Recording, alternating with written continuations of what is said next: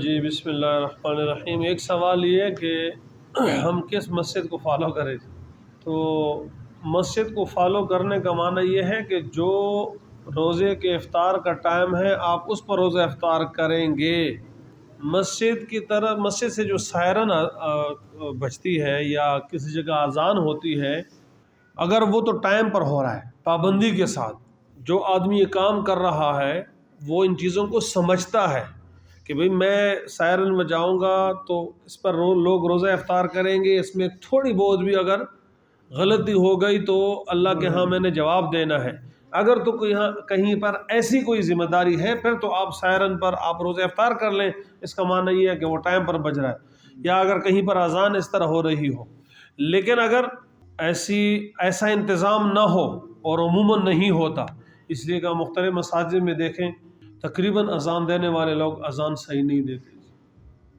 ان کی اذان ہی غلط ہوتی ہے، مزید ان کو اذان کے مسائل سے اور کیا پتہ ہوتا ہے جی، حیا لس فلاح پڑھ رہے ہوتے ہیں، حیا لل فلاح پڑھ رہے ہوتے ہیں جی، تو ٹائم کے حوالے وہ عام چیزوں پر اس کو قیاس کرتے ہیں جی۔ لہٰذا ایسے میں وقت کی پابندی کی جائے جی، سمجھ گئے؟ ایسا نہیں کہ جی ہماری اذان نہیں ہوئی ہے تو دوسری کی اذان ہو گئی ہے تو بس جی اذان ایک ہو گئی افطار کر لو جی۔ آپ کی اپنی ذمہ داری ہے کہ آپ ٹائم کے پورا ہونے پر روزے کو تو افطار کریں،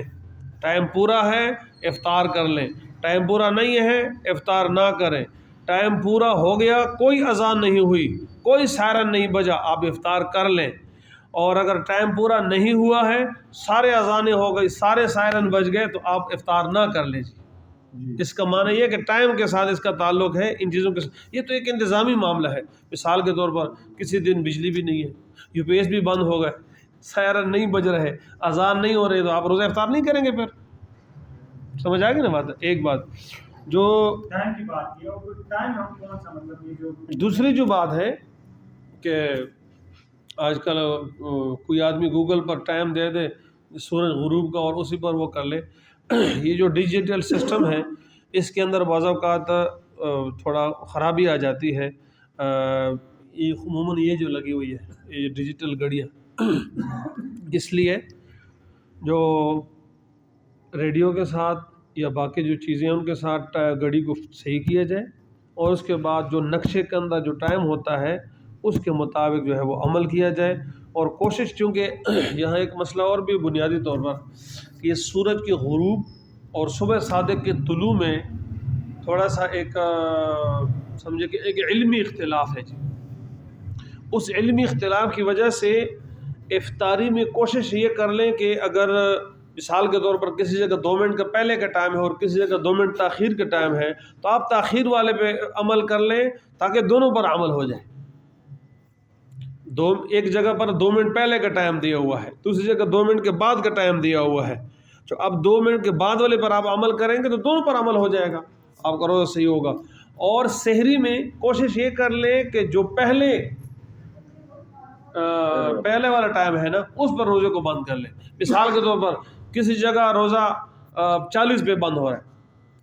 نقشے میں ٹائم دیا ہوا ہے 40 کا، اور کسی جگہ جو ہے وہ 43 کا ٹائم دیا ہوا ہے، تو اب آپ کھینچ کر کے 43 تک نہ پہنچ جائیں، احتیاط کا تقاضا یہ ہے کہ آپ 40 پر بند کر لیں۔ 40 میں بند کرو گے تو 40 والے کے مطابق بھی روزہ ٹھیک ہو گیا اور 43 والے کے مطابق بھی روزہ ٹھیک ہو گیا۔ تو میں نے تو اپنے روزے کو وہ کرنا ہے نا، میں یہ دیکھو جی وہ 40 ہے، وہ جی ادھر 43 ہے، اور یہ آپ کی یہ مسئلہ ہی نہیں ہے آپ کا، تو آپ 40 والے پر عمل کر لیں دونوں پر عمل ہو جائے گا جی۔ یہ ایک بنیادی نقطہ ہے، میں نے اس لیے کہا کہ کسی جگہ پر آپ یہ دیکھیں گے کہ وہاں 40 ہوگا کسی جگہ 43 ہوگا، تو اس چیز کو خیال رکھا جائے۔ ایک بات دوسرا یہ ہے کہ چونکہ یہ عوام میں ہوتے ہیں نا، لوگ اشتہار بناتے ہیں نا، میرا دکان ہے، اسکول ہے، فلاں ڈنگڑا ہے، میں نے وہ بنا دیا جی، وہ چلا دیا۔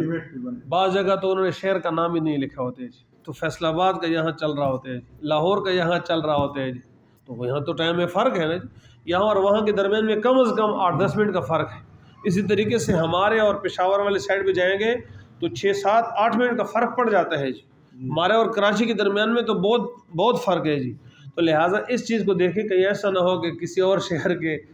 نقشے کو آپ نے گھر میں رکھا ہوا اور اس کے مطابق کہتے ہیں جی ٹائم تو ہو گیا جی، اور یا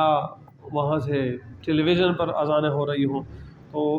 عرض کرنے کا مقصد یہ کہ احتیاط کیا جائے، جو اصل ٹائم ہے نا اس پر عمل کیا جائے۔